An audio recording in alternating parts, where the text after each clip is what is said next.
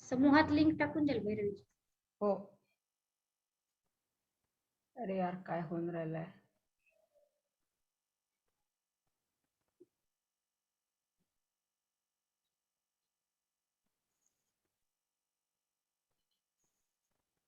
अजून आपण गेलेलो नाहीये. लाईव्ह रेकॉर्डिंग जरी सुरू झालंय तरी थोडासा काहीतरी मला जरा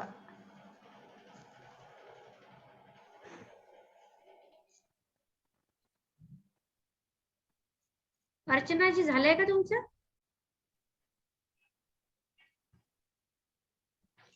हो म्हटलेलं कुठे आता ऐकू येईल. बंद होत. हो झालं. आणि आता ना सरांना सांगा अर्चनाजी की आता त्यांचा आवाज नको यायला हा आपल्याला. हो. Okay thank you. मी तुमचा आवाज बंद करते. तुमचा हे सुरू करा, मात्र कॅमेरा सुरू करा.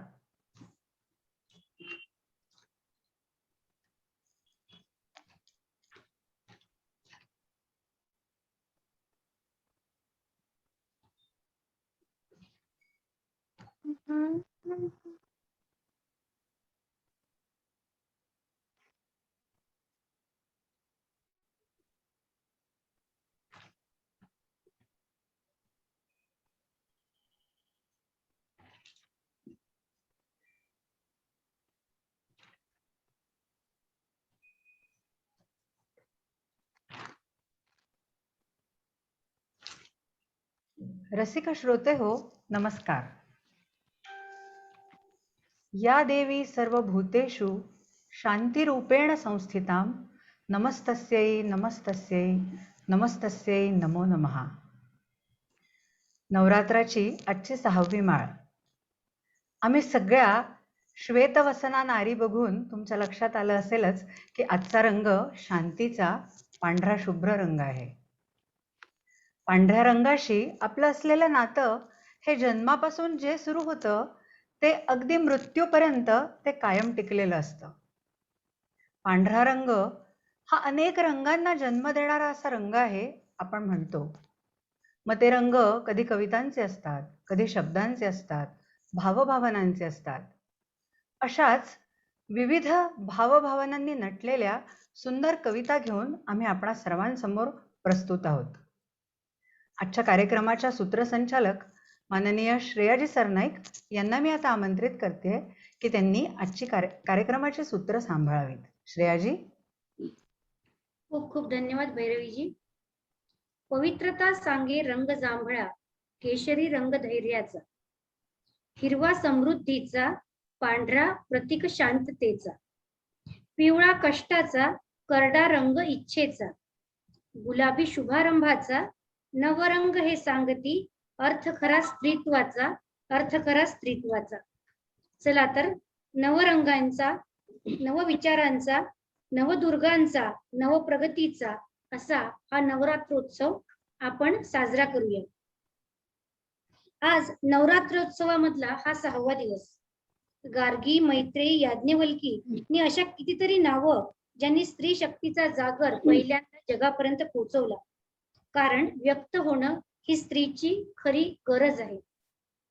मनाची, बुद्धीची ती हाक आहे, पण व्यक्त होण्यासाठी एक प्लॅटफॉर्म असणं अत्यंत आवश्यक आहे. आणि जनमंगल समूह ही एक मोठी ताकद आहे स्त्रियांना व्यक्त होण्यासाठी. महिलांनी महिलांसाठी चालवलेले एक उत्कृष्ट विचारपीठ म्हणजे जनमंगल समूह. इथे कोणतेही गट तट नाही, इथे कोणीही श्रेष्ठ कनिष्ठ नाही, इथे सर्व एकच आहेत. ही खरी समानता, ही खरी नारी शक्ती, ही खरी ताकद आहे. जनमंगल समूहाचे मुख्य मार्गदर्शक, आमच्या प्रेरणास्त्रोत, मुख्य संपादक आणि या समूहाच्या मुख्य संस्थापक आदरणीय वर्षाजी माडगुळकर यांच्या मार्गदर्शनाखाली हे सर्व कामकाज चालते.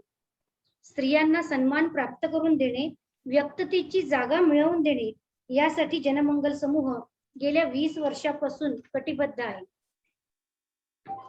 म्हणूनच महाराष्ट्रातली पहिलीशी नपुशी चळवळ चालवणे, स्त्री अत्याचाराविरोधात अनेक आंदोलने घडवून आणणे, नागझरी येथे सुसज्ज असे 100 अनाथ मुलींसाठी स्वयंसिद्धा अनाथ बालिकाश्रम उत्तम प्रकारे 7 वर्ष चालवून वर्षाजी यांनी समाजाप्रती जनमंगल समूहाची कटिबद्धता दाखवून दिली आहे.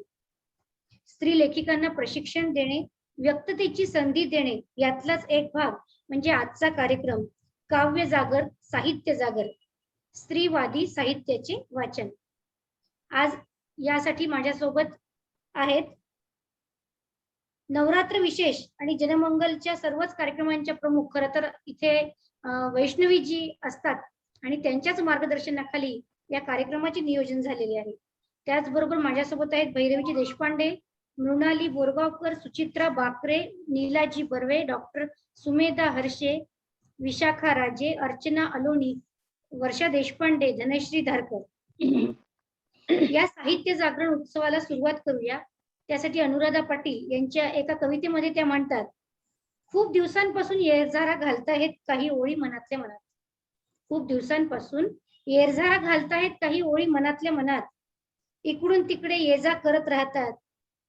भाजीला फोडणी देताना, भराभर डबा कोंबताना, बाळाला आंघोळ घालून निजवताना, ऑफिस मधून घरी परतताना आणि धावत धावत ट्रेन मध्ये उडी मारताना खूप दिवसापासून येरझारा घालतायत काही ओळी.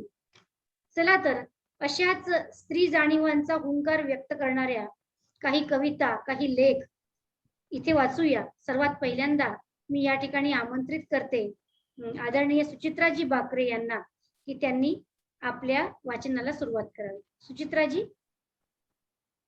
धन्यवाद श्रेया मॅम, धन्यवाद भैरवी मॅम. नमस्कार मंडळी. आज नवरात्रोत्सवचा 6वा दिवस. सगळ्यांना खूप खूप मनपूर्वक शुभेच्छा. मी आज आपल्या समोर कृष्ण बळवंत निकुंभ यांची घाल घाल पिंगावार्या ही कविता सादर करणार आहे. जशा आता श्रेया मॅम म्हणल्या की स्त्रीला व्यक्त होण्याची खूप गरज आहे. खरंच ती व्यक्त होण्यामुळे तिचा आनंद ती नेहमी द्विगुणित होत असतो. ती प्रत्येक वेळेला आपल्या भावना व्यक्त करण्याचा प्रयत्न करत असते. मग जशी सासू भाषण असो की माहेर भाषण असो, ती आपल्या आईशी, आपल्या बहिणीशी नेहमी गप्पा करत असते. पण जेव्हा ती आपल्या सासरी असते तेव्हा ती कोणतरी दूत शोधते. कधी वारा, कधी मेघ, कधी चंद्र, कधी सूर्य, की माझ्या आईपर्यंत हे न्यूज पोहोचवा, बातमी पोहोचवा की मी खूप आनंदामध्ये आहे आणि तुमची मला खूप आठवण येते आहे. याच भावनेतली निकुंभ यांची कविता मी आज सादर करते आहे. घाल घाल पिंगा वाऱ्या माझ्या परसात, माहेरी जा सुवासाची कर बरसात. सुखी आहे पोर सांग आईच्या कानात, आई भाऊसाठी परी मन खंतावत. विसरली का ग भादव्यात वर्ष झालं, माहेरीच्या सुखाला ग मन आचवलं. फिरून फिरून सये जीव वेडावतो, चंद्रकळेचा ग शेव ओला चिंब होतो. काळ्या कपिलेची नंदा खोडकर फार, हुंग हुंगुनिया करी कशी ग बेजार. परसात पारिजातकाचा सडा पडे, कधी फुल वेचायला निशिल तू घडे. कपिलेच्या दुधावर मौदाट साय, माय माझ्यावर फार जशी तुझी माय. आले भरून डोळे पुन्हा गळाही दाटला, माऊलीच्या भेटीसाठी जीव व्याकुळला. घाल घाल पिंगा वाऱ्या माझ्या परसात, माहेरी जा सुवासाची कर बरसात. माहेरी जा सुवासाची कर बरसा.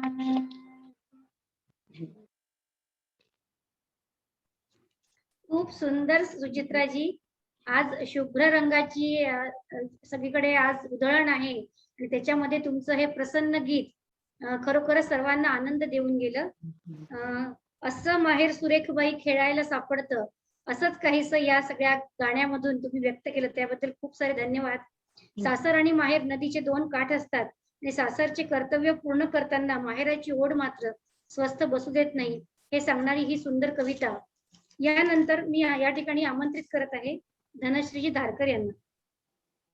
त्या या ठिकाणी सादर करत आहेत आसावरी काकडे यांची कविता. आणि आपल्याला माहिती आहे की उंबरठा आणि स्त्री या दोघांचं नातं अगदी आदिम जन्मापासून आहे. मग हा उंबरठा घराचा असो की मनाचा, हा उंबरठा ओलांडताना तिची मनाची सतत घालमेल होत असते. अनेक प्रश्न तिला पडतात, अनेक शंका तिच्या मनात उपस्थित होतात. तिला शब्दातून आश्वासन देत आहेत आसावरी काकडे यांच्या कवितेमधून धनश्रीजी धारकर. धनश्री, तू आमंत्रित आहेस. नमस्कार. कवितेचं नाव आहे घाबरू नकोस. घाबरू नकोस दारावरची अवेळी टकटक ऐकून.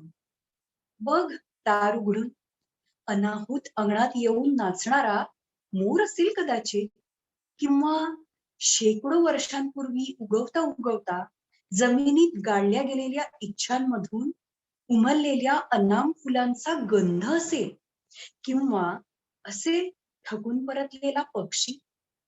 आकाश जाणण्याची इच्छा व्यर्थ वाटायला लागली असेल त्याला, तुझ्या आसऱ्याला आला असेल, किंवा असेल सकाळचं कोवळं ऊन समुद्राच्या लाटांवर नाचून काही निरोप द्यायला आलं असेल.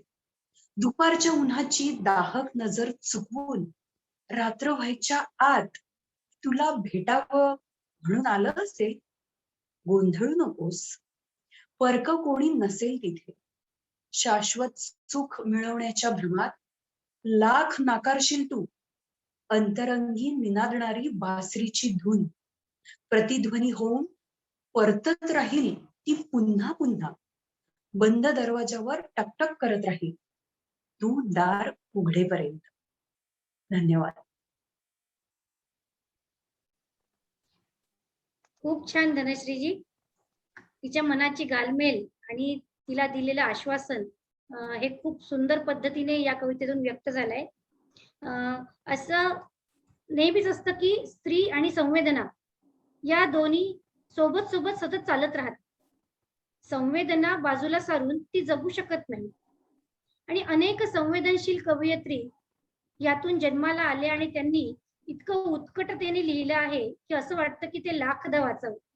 अशाच एक उत्कट संवेदनशील कवयित्री म्हणजे अरुणाजी ढेरे. अरुणाजी ढेरेंच्या सर्वच कविता या मनाला आनंद देऊन जातात.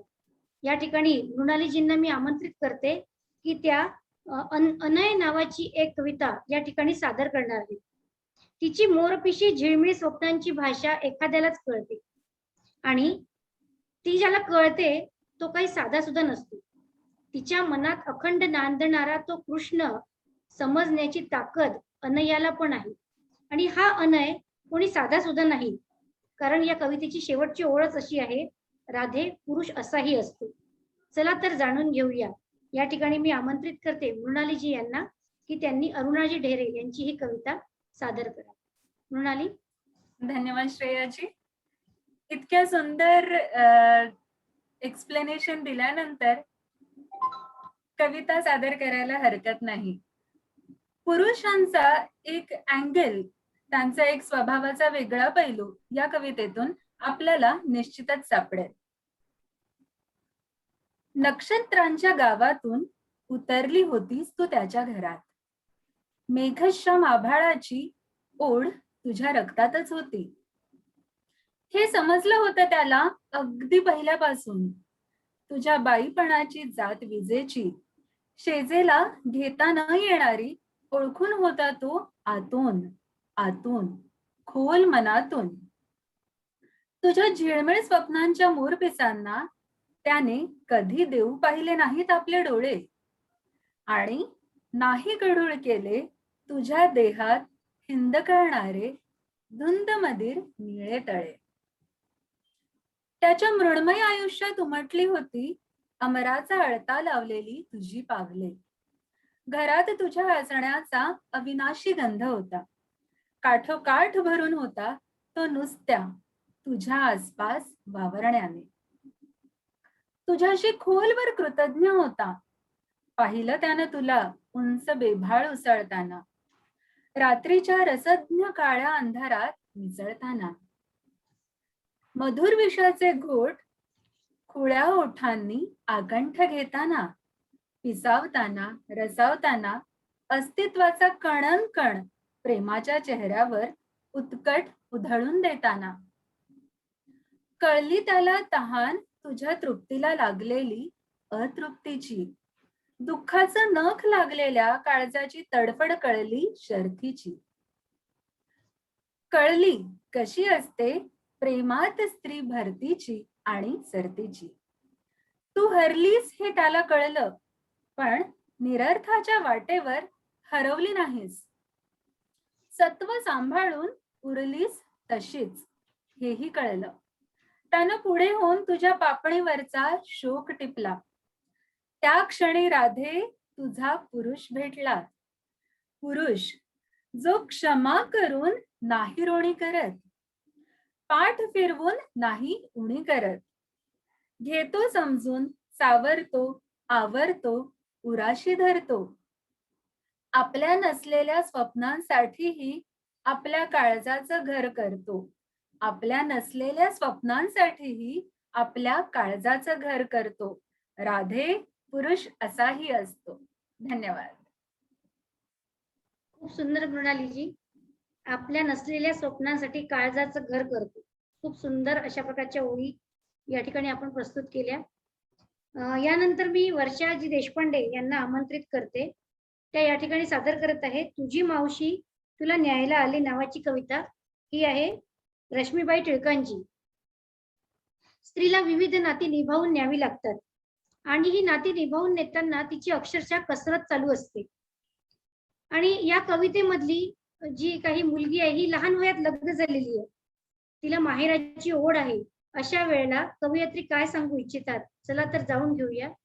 मी या ठिकाणी आमंत्रित करते वर्षाजींना. वर्षाजी, तुम्हाला माझा आवाज येतोय? तुमचा आवाज चालू करा.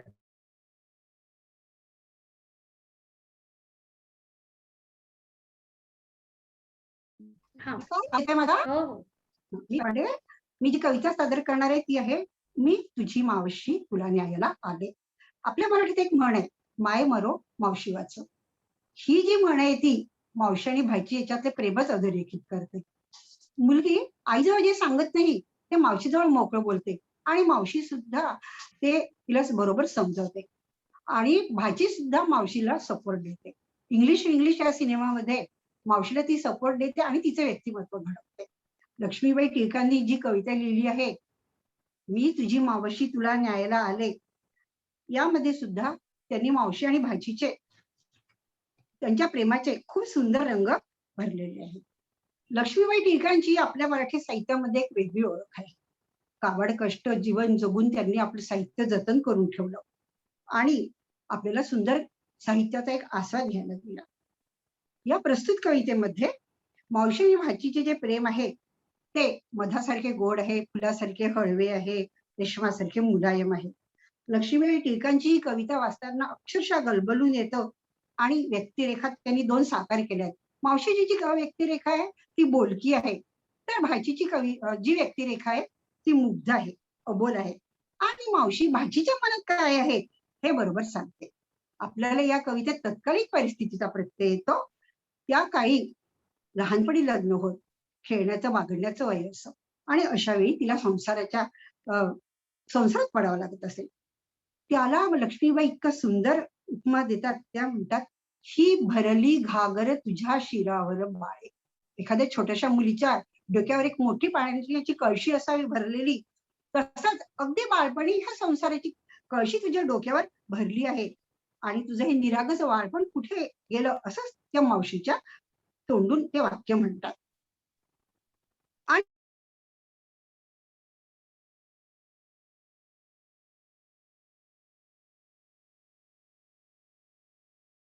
तिच्या मनातली खळबळ मावशीने बरोबर ओळखली आहे.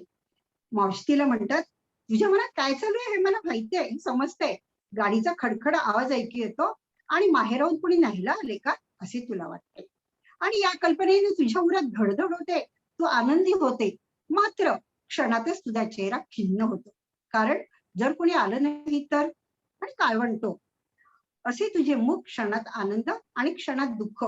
या मुखचंद्रमाला त्या म्हणतात की मेघात गवसला चंद्रच दुसरा दिवशी. आकाशात रमणीय चंद्र दिसतो, पण मेघ येताच तो काळवंटतो. क्षणात रमणीय, क्षणात काळवंटतो. तसंच तिचा चेहरा क्षणात काळवंटतो, क्षणात प्रसन्न होतो.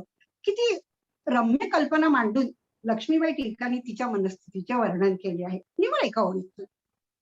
मावशीला वाटतं या अल्लड मुलीला या बालपणात कशाला संसाराचे ओझे. ती म्हणते, तू अल्लड साधी पोर लाडके, गुरुजने कल्पिली थोर लाडके, तुझा कशाशी हा संसार लाडके, 2 दिवस तरी टळो म्हणून झाले, मन अधीर गेले माहेरात व गेले.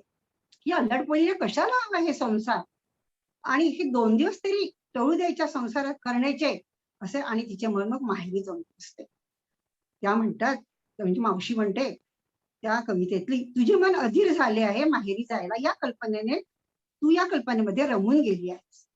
तू विचार करीत आहे, भाऊबीजे करता आपण माहेरी जाऊ, बाबा किंवा भाऊ घ्यायला येते, मी माहेरी जाईल त्यावेळी सासरी हे जे प्रौढपणाचे ओझे घेऊन जगते आहे ते मी टाकून देईल, आणि तेथे माझ्या आठवणीतले जेवढे खेळ मला आठवतील तेवढे मी सगळे खेळून घेईल. हा क्षण केव्हा येईल याची मी अधीरतेने वाट बघत आहे. हा प्रसंग लक्ष्मीबाई टिळकांनी अत्यंत हृदयंगम आणि उत्कटतेने रेखाटला आहे.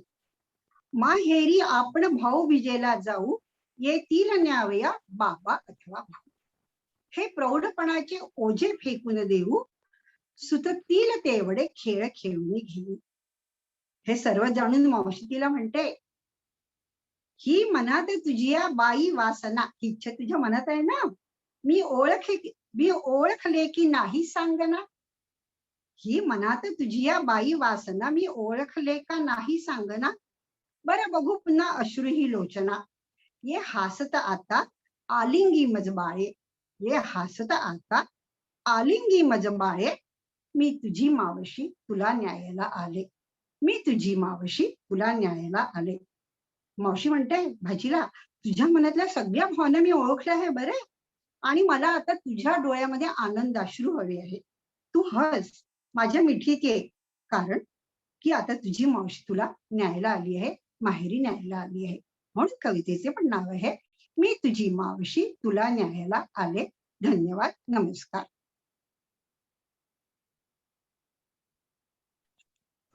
खूप खूप धन्यवाद वर्षाजी. लक्ष्मीबाई टिळकांची ही सुंदर कविता या ठिकाणी तुम्ही सादर केली.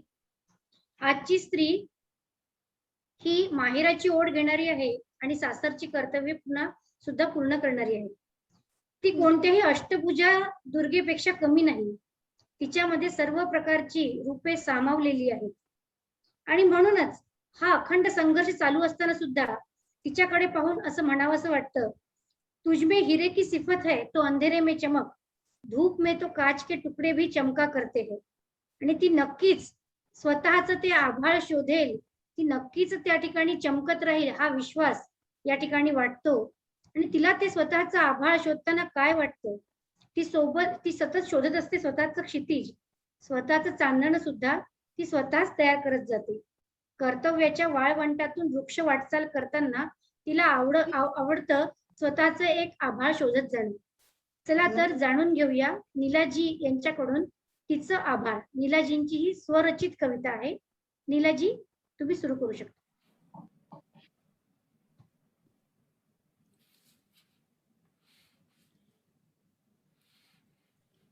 आवाज नाही येत. नमस्कार. कवितेचं नाव आहे तिचं आभाळ.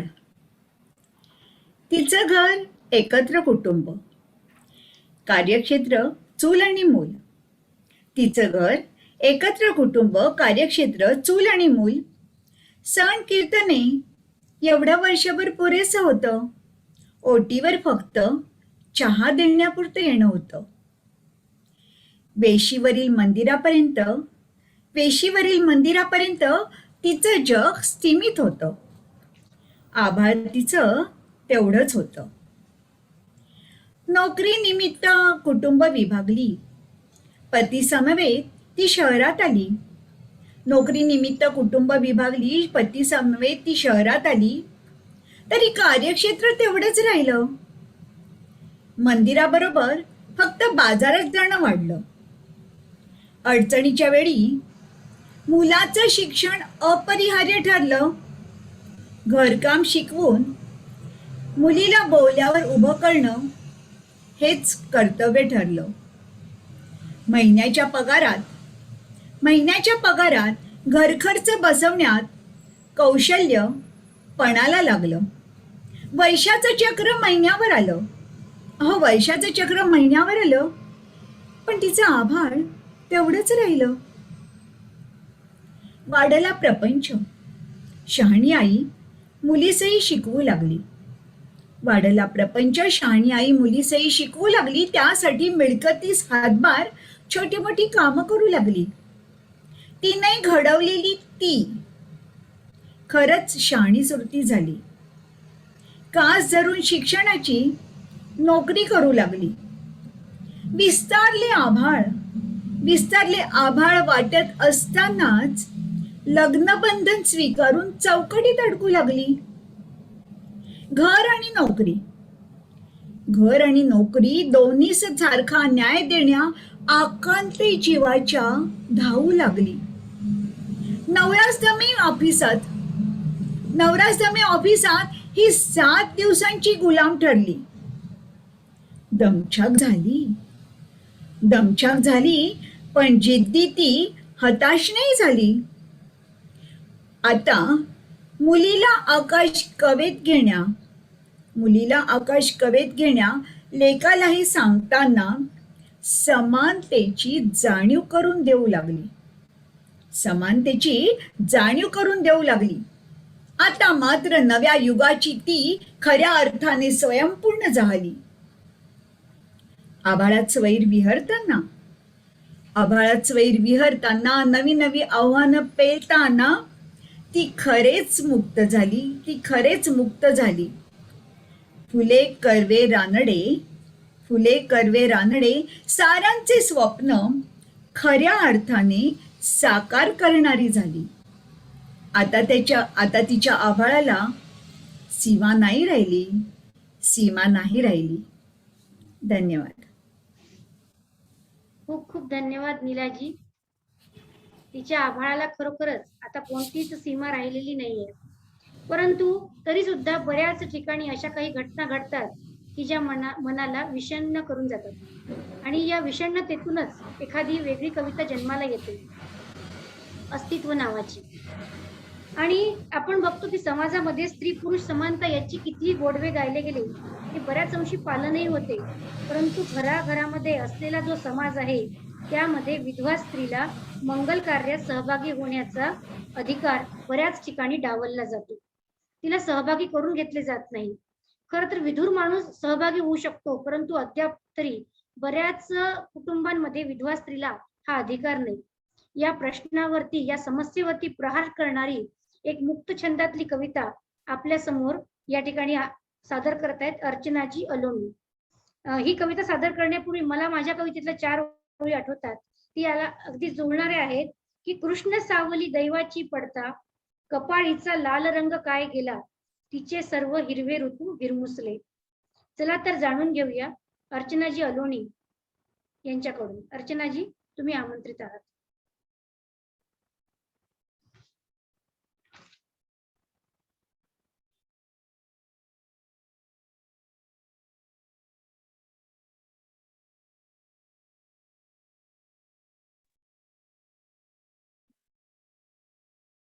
ऐकू येतो का आवाज की नाही? आवाज सुरू झालाय. बोला तुम्ही. हा, येत आहे ऐकू. हा.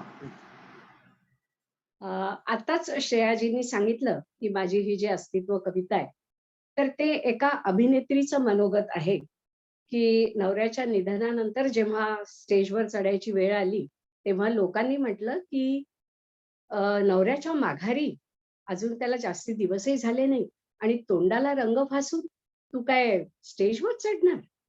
आणि हे सगळं पाहून जे तिचं मनोगत व्यक्त आहे ते मी सादर करते आहे आणि ही माझी कविता मुक्त छंदामध्ये आहे. मी एक अभिनेत्री, सर्वांच्या दिलाची धडकन, आप्तांच्या कौतुकाची थाप, पाठीवर पडत होती वारेमाप. नवरा माझ्या अभिनयावर फिदा, नवरा माझ्या अभिनयावर फिदा, घायाळ करत होती त्याला माझी दिलखेच अदा. सुख ओसंडून वाहत होत, सुख ओसंडून वाहत होतं, जग जिंकायचं स्वप्न होतं उरात. पण पण का रे असा निष्ठूर झालास, डाव अर्ध्यातच सोडून गेलास. दुनिया झाली रे माझी खल्लास, बिचारी वाटायला लागले मी सर्वास. सख्या सख्या अरे तू काय गेलास, सर्व मंगल कार्यातून झाले रे मी बाद. माझ्या हातावरची सुंदर मेहंदी पुसट व्हायला लागली आपोआप. माझ्याच मुलीची ओवाळणी, माझ्या अभिनयाने श्रोत्यांच्या डोळ्यात येणारं पाणी, हे सारं सारं काही बंद झालं रे माझ्यासाठी. सारं काही बंद झालं आणि ऐकावं लागलं, विधवा आहेस, ओवाळू नकोस बर मुलीला. नवऱ्याच्या माघारी रंग फासून काय स्टेजवर चढणार आहेस. हे असं का व्हावं, विधवेनी काय फक्त झुरतच जगावं. हे असं का व्हावं, विधवेनी काय फक्त झुरतच जगावं. मी आजही तीच, माझी कलाही तीच आणि माझा अभिनयही तसाच दमदार. फक्त फक्त सोबत नाही माझा जोडीदार, फक्त सोबत नाही माझा जोडीदार.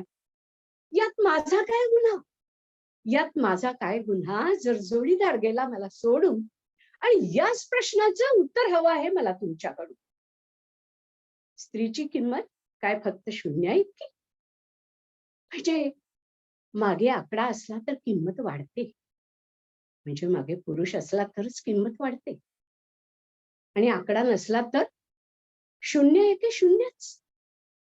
तिनं काय सदैव कुणाची तरी मुलगी, कुणाची तरी माता, कुणाची तरी पत्नी आणि कुणाची तरी विधवा म्हणूनच जगायचं का. तिचं तिला स्वतंत्र अस्तित्व नाही का, तिचं तिला स्वतंत्र अस्तित्व नाही का. धन्यवाद. खूप खूप धन्यवाद अर्चनाजी. खरोखरच अगदी काळजाला हात घालणाऱ्या प्रश्नाला तुम्ही या ठिकाणी स्पर्श केला आहे. आणि ती अस्तित्व सतत शोधत आहे, मग ती वेगवेगळ्या वयातली आहे. आणि या ठिकाणी विशाखाजी राजे एक आपल्यासमोर कविता जी सादर करणार आहे, त्यापूर्वी मला प्रसून जोशी यांची एक कविता आठवते की त्या मुलीच्या विवाहाचं वय झालं आहे आणि त्या ठिकाणी ती वडिलांना एक विनंती करत आहे. ही विनंती खूप सुंदर आहे. बाबुल मोरे इतनी अरज सुन लो, बाबुल मोरे इतनी अरज सुन लो, मोहे सोनार के घर न दीजो, मोहे जेवर कभी न भाए. मोहे सोनार के घर ना दीजो, मोहे जेवर कभी न भाए. बाबुल मोरे इतनी अरज सुन लो, मोहे व्यापारी के घर ना दीजो. बाबुल मोरे इतनी अरज सुन लो, मोहे व्यापारी के घर ना दीजो, मोहे धन दौलत ना सुहाए. बाबुल मोरी इतनी अरज सुन लो, मोहे राजा के घर ना दीजो. बाबुल मोरे इतनी अरज सुन लो, मोहे राजा के घर ना दीजो, मोहे राज करना ना आए. बाबुल मोरे इतनी अरज सुन लो, मोहे लोहार के घर दीजो. बाबुल मोरे इतनी अरज सुन लो, मोहे लोहार के घर दीजो, जो मेरी जंजीरें पिघलाए, जो मेरी जंजीरें पिघलाए. यानंतर मी या ठिकाणी विशाखाजी राजे यांना आमंत्रित करते की जाचक अशा रूढी परंपरांविरुद्ध एल्गार सांगणाऱ्या कवितेचे त्या वाचन करणार आहेत. या ठिकाणी विशाखाजी राजेंना मी आमंत्रित करते. नमस्कार. श्रेयाजींनी सांगितल्याप्रमाणे खरोखरच आजच्या ज्या काही रस्म आहेत, रिवाज आहेत, त्यांच्या विरुद्ध जंग कशी वाटते एक स्त्री मनामध्ये तडफड चालू असते ती सांगणारी ही कविता आहे स्वाती चक्रवर्ती यांची. दीवारें ऊंची है गलियां है तंग, दीवारें ऊंची है गलियां है तंग, लंबी डगर है पर हिम्मत है संग, लंबी डगर है पर हिम्मत है संग, पाँव में छाले हैं सांसें बुलंद, पाँव में छाले हैं सांसें बुलंद, लड़ने चली हूँ आजादी की जंग, बेखौफ आजाद जीना मुझे, बेखौफ आजाद है रहना मुझे,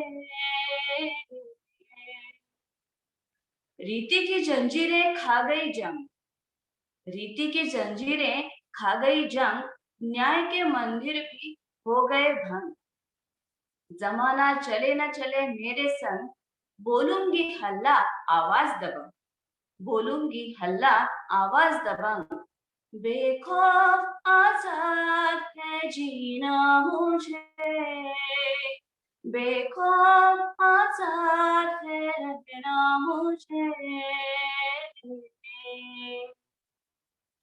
चोटे जिस्म पर मरहम उमंग, चोटे जिस्म पर मरहम उमंग, लाश नहीं हूं मैं मन जिंदा पतंग, लाश नहीं हूं मैं मन जिंदा पतंग, दिल में उम्मीदें और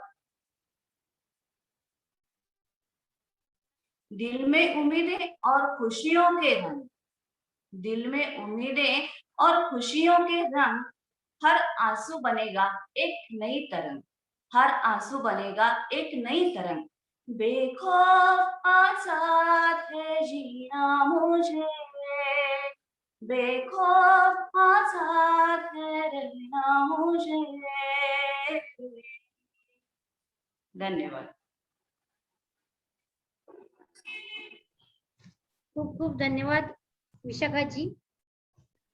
यानंतर मी भैरवजींना या ठिकाणी विनंती करते की त्यांनी वसुधाजी पांडे आणि संगीता तांबोळी यांचे व्हिडिओ आपल्याला प्राप्त झाले आहेत. काही कारणांमुळे ते या ठिकाणी उपस्थित राहू शकले नाहीत, तर त्यात आपण ते प्रस्तुत करावे. आपण सगळ्यात आधी बघणार आहोत वसुधाजींचा व्हिडिओ, ज्यामध्ये त्यांनी त्यांच्या कवितेचं सादरीकरण केलंय. दिसतंय का सगळ्यांना? हो, दिसतंय. ओके.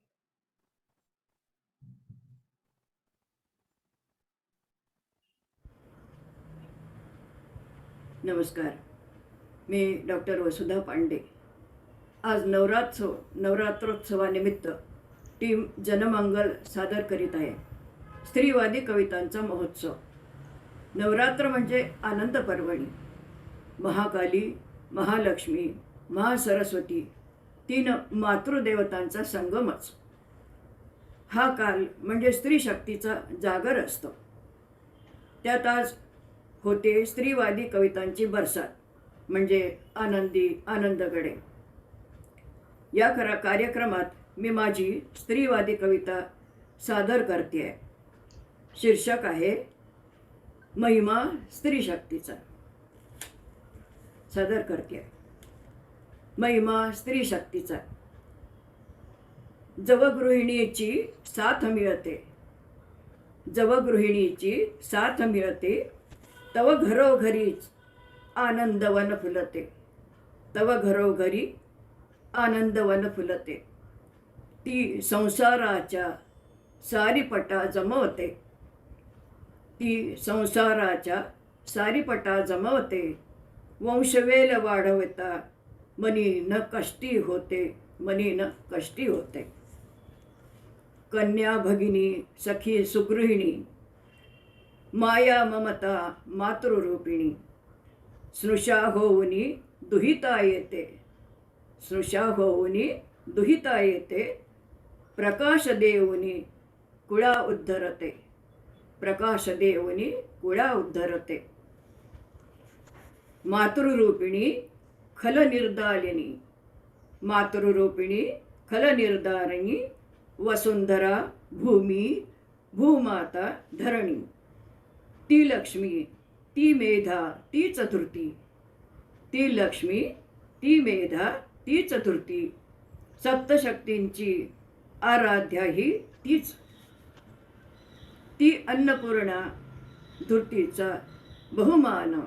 ती अन्नपूर्णा धरतीचा बहुमान. ममतेचा सागर नररत्नांची खाण. ममतेचा सागर नररत्नांची खाण. संसाराचे बीज सजविते मनी. संस्काराचे बीज रुजविते मनी. बुद्धिदायिनी शारदा तिची वरदायिनी. बुद्धिदायिनी शारदा तिची वरदायिनी. एक विनंती माते स्त्रीरूपिणी सत्या. एक विनंती माते स्त्रीरूपिणी सत्या. नको करू तू कन्या भ्रूणहत्या. नको करू तू कन्या भ्रूणहत्या. कन्येविण सृष्टीची नाही कदर. कन्येविण सृष्टीची नाही कदर. मिळणार ना कुणा मायेचा पदर. तिज विणे मिळणार न कुणा मायेचा पदर. मिळणार न कुणा मायेचा पदर. धन्यवाद.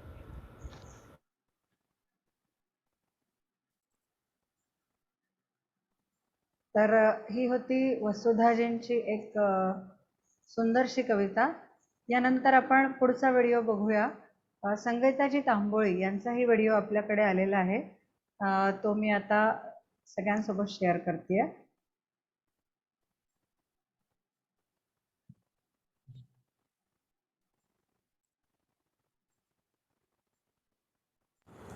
नमस्कार, मी संगीता तांबोळी नागपूरहून. साप्ताहिक जनमंगलच्या जागर कवितेचा या कार्यक्रमामध्ये मी आपणासमोर आज सादर करते आहे कवयित्री शांता शेळके यांची कविता.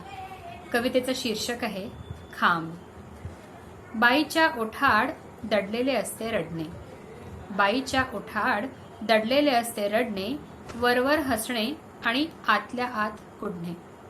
वरवर हसणे आणि आतल्या आत कुडणे. आल्या गेल्यांचा सत्कार बाई स्वतः करते.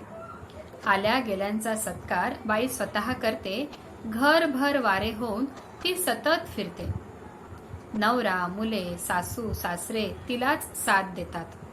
नवरा मुले सासू सासरे तिलाच साथ देतात. रात्रंदिवस तिचे कष्ट विना मोबदला घेतात. आजाराच्या उशापाशी दिवा होऊन जागते. आजाराच्या उशापाशी दिवा होऊन जागते.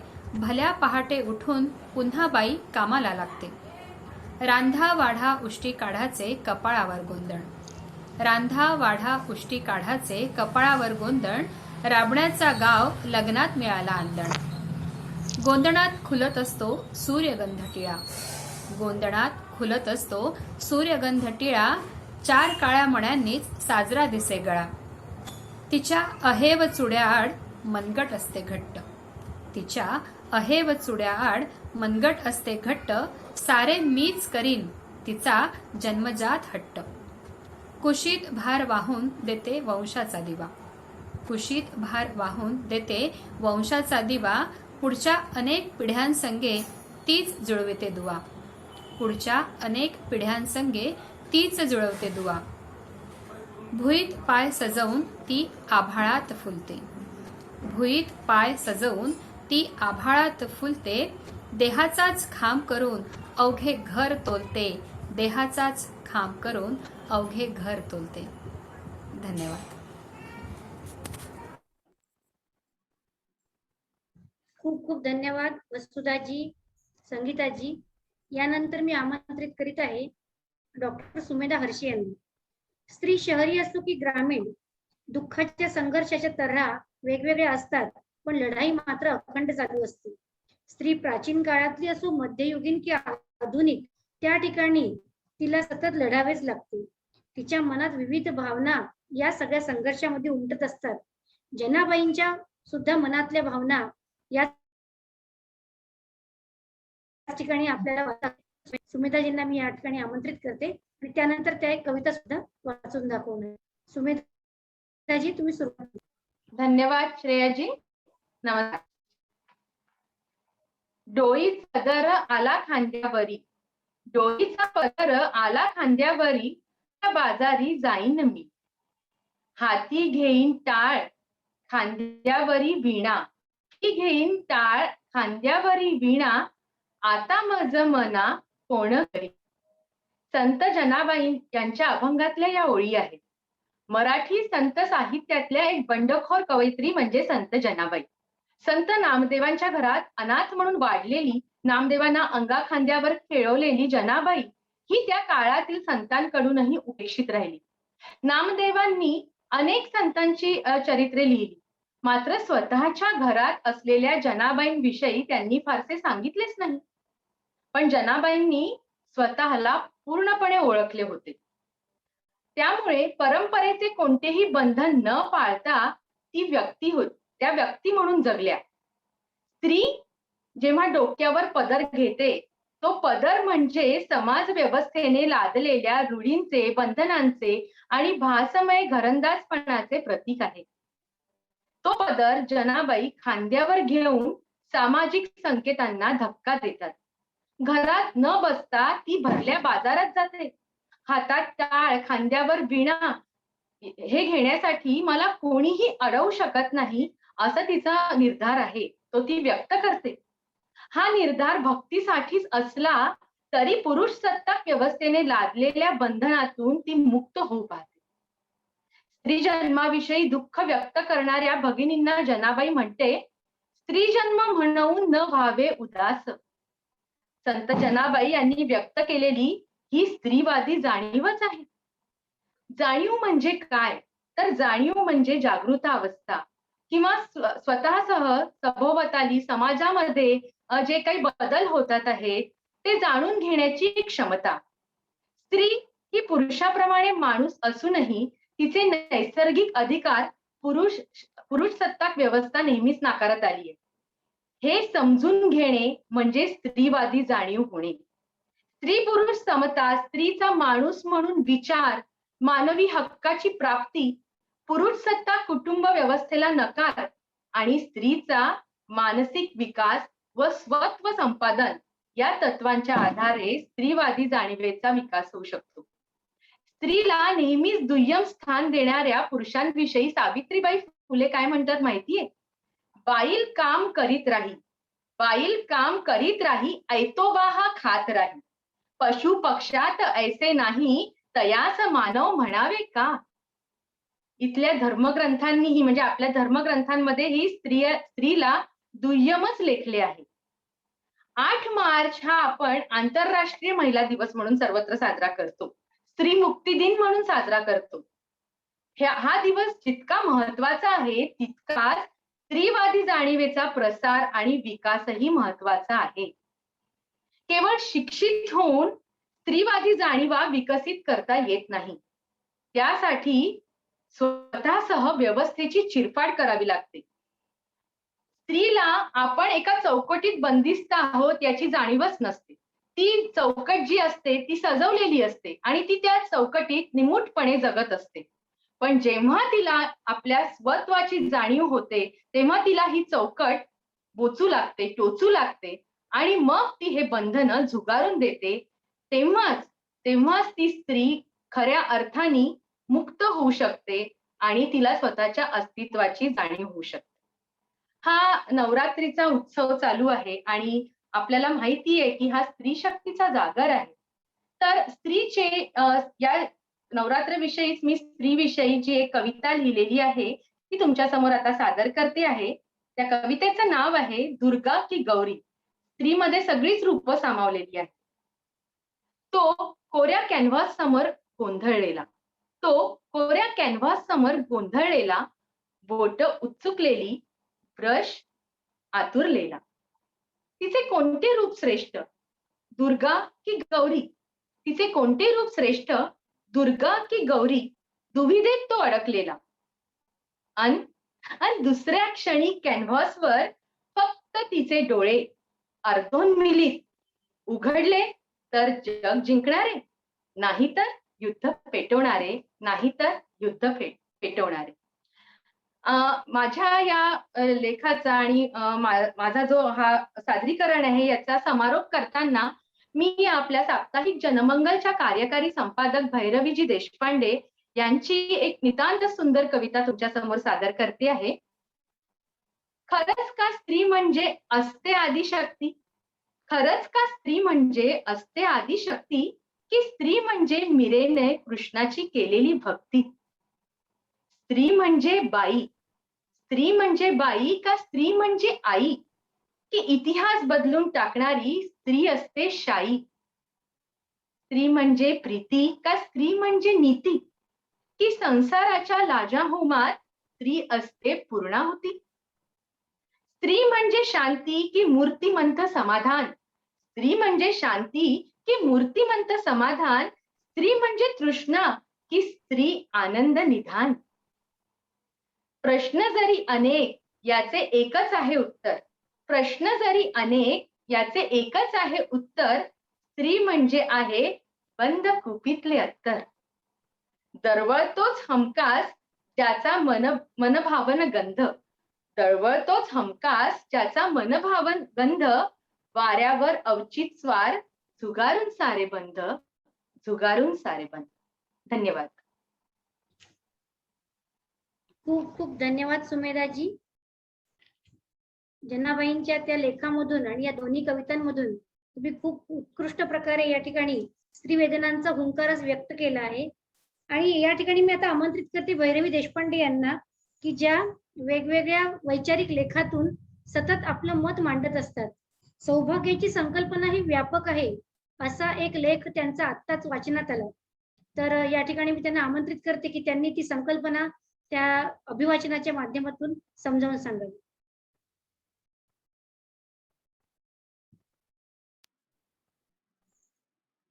मनपूर्वक धन्यवाद श्रेयाजी आणि सुमेधाजी, तुमचे हे मनापासून आभार.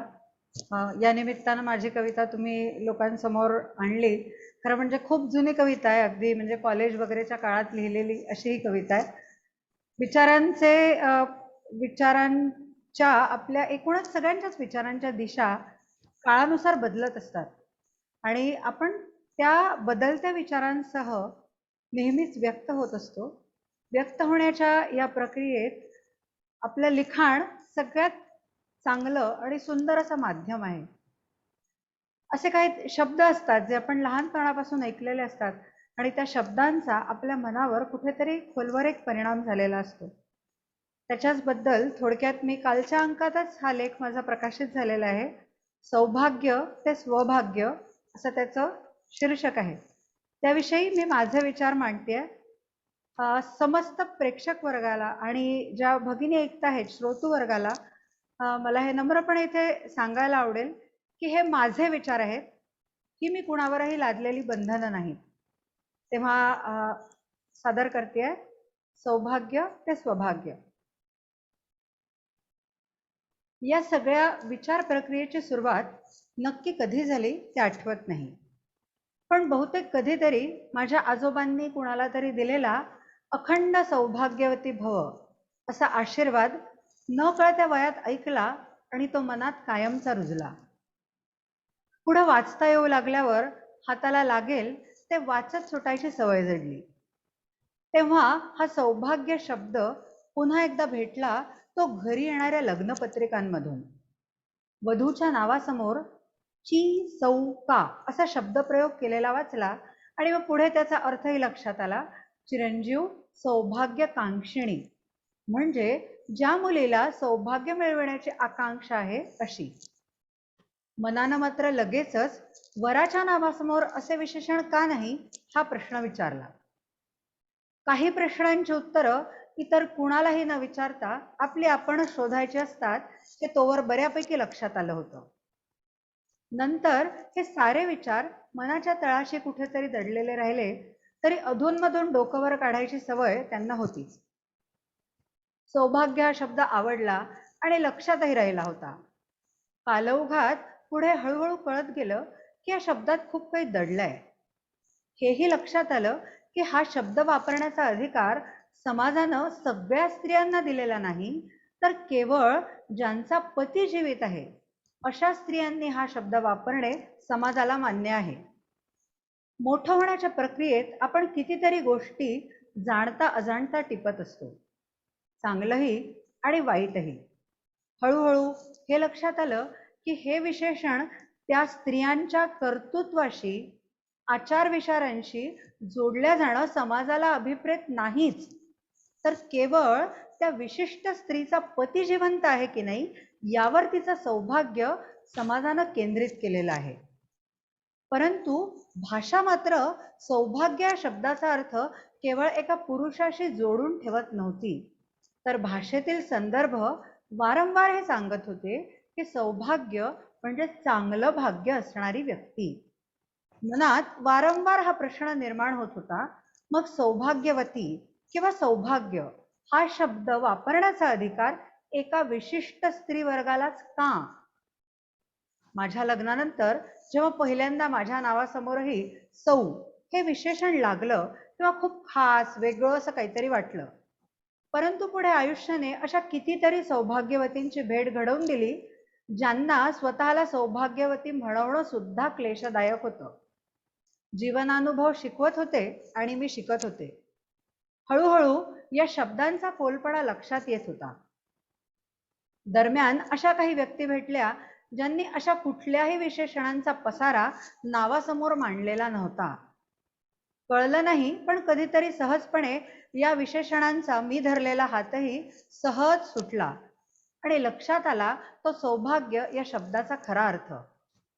आपलं नाव आपण नेमकं कसं आणि कुठल्या विशेषणांसह लिहावं हा प्रत्येक स्त्रीचा वैयक्तिक प्रश्न. हा निवडण्याचा अधिकार सर्वस्वी त्या स्त्रीचा, कारण ते नाव ही त्या स्त्रीच्या व्यक्तिमत्वाची, कर्तृत्वाची, स्वत्वाची खरी ओळख आहे. जे लिहिण्यात तिला आनंद मिळत असेल ते तिनं स्वतःच्या नावापुढे लिहावं किंवा लिहूही नये. प्रकर्षानं इथं एक मत मांडावंसं वाटतं, ते म्हणजे हा आत्मविश्वास स्त्रियांच्या मनात दिवसेंदिवस दृढ व्हायला हवाय की त्या कायम सौभाग्यवती आहेतच. याचा संबंध त्यांच्या आत्मविश्वासाशी, आनंदाशी आणि जीवन पद्धतीशी आहे आणि तो दिवसेंदिवस दृढ होत जावा. सौभाग्याची व्यापक संकल्पना ही एका व्यक्तीशी निगडीत असू नये. ती व्यक्ती ही त्या संकल्पनेची एक बाजू अथवा कारण असू शकते, परंतु केवळ त्या व्यक्तीच्या असण्याने किंवा नसण्याने स्त्रीचं अवघं आयुष्य दुर्भाग्याच्या दिशेने वळवण्याचा अट्टहास आता तरी थांबायला हवा. जोवर सुदृढ शरीर आहे, शरीरात प्राणवायूचा संचार आहे, विचारशक्ती जागृत आहे, हळवं मन आहे, भावभावना आहेत, विवेक आहे, सदाचार आहे, चारित्र्य आहे, चांगल्या वाईटाची पारख आहे, तोवर आपलं भाग्य हे सौभाग्य असणारच हे निश्चित. सध्या सगळीकडे नवरात्र उत्सवाचं पवित्र वातावरण आहे. क्षणभर डोळे मिटून त्या आदिशक्तीचं स्मरण केलं तर त्या अष्टभुजेचं जे रूप डोळ्यांसमोर येतं, प्रकट होतं, ते रूप हे सौभाग्यवती रूपाचं मूर्तिमंत उदाहरण वाटतं. शक्ती, क्षमा, शांती, प्रेम, वात्सल्य, सौहार्द्र, ऊर्जा, स्थैर्य या साऱ्या प्रतीकांची रूपं या अखंड सौभाग्यवती आदिमायेत सामावली आहेत. तिचं पूजन करताना कुटुंबियांसाठी दीर्घायुष्य, आरोग्य हे सारं हवं असं सांगताना मला माझं सौभाग्य जपायचंच, पण स्वकर्तृत्वानं स्वभाग्य घडविण्याचा आणि ते अखंड टिकवण्याचा आशिष मला दे असा हट्ट करूया का? ती जगन्माता नाही म्हणायची नाहीच. धन्यवाद.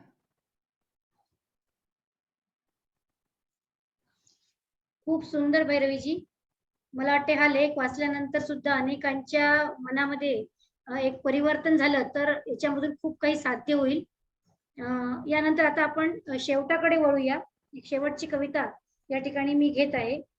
खर तर स्त्रीच्या मनामध्ये अखंड ती आतून खरं तर बडबडतच असते आणि आपल्याला असं दिसून येतं की जेव्हा ती काहीच बोलत नाही तेव्हा लक्षात घ्यावं की तिला खूप काही सांगायचं आहे, पण तिची कोंडी होत जाते अनेक प्रकारे, अनेक ठिकाणी, अनेकांकडून. तिच्या उरात खूप काही दाटून आलेलं असतं आणि डोळ्यातून अख्खा समुद्र वाहत असतो.